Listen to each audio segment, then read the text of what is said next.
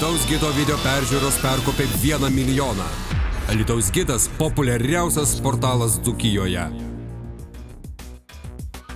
Alytaus gidas jau apžvelgė Alytaus apygardos kandidatų į Seimą turimas santaupas bei kitą privalomą deklaruoti turtą. Tačiau šįsyk pažiūrėsime į Dzūkijos apygardos kandidatų turto deklaracijas.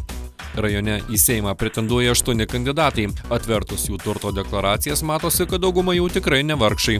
Pirmoje turtingiausių sąrašo vietoje Aurimas Truncė, buvęs Alytaus rajono savivaldybės administracijos direktorius, turi turto beveik už 350 tūkstančių eurų, dar 17 tūkstančių piniginėmis lėšomis ir gavęs 50 tūkstančių eurų paskolą. Aurimo Truncės interesų deklaracija gausiausia iš visų rajono kandidatų.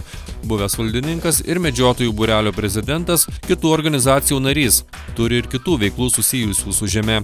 Viešoje turto deklaracijoje pažymėtos ir tūkstantinės piniginės dovanos, kurias kelis kartus jam įteikė tėvas.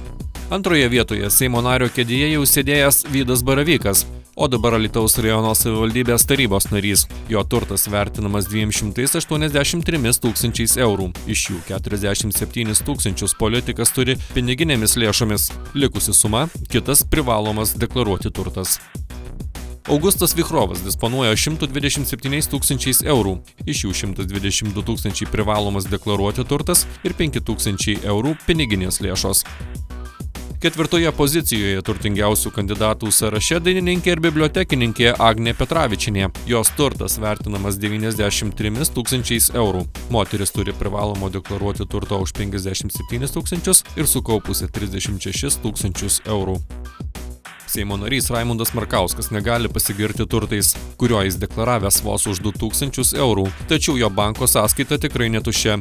Deklaracijoje pažymėta, kad politikas turi 80 tūkstančių eurų. Šeštoje vietoje Petras Valiūnas.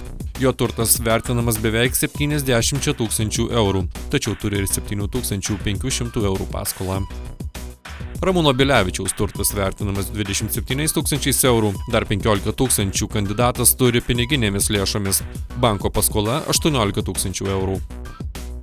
Neturtingiausias Dzūkijos apygardos kandidatas Laurynas Kasčiūnas, nors ir turi turto už 97 tūkstančius ir dar 6500 eurų piniginėmis lėšomis, tačiau ir banko paskola solidi 98 tūkstančiai eurų.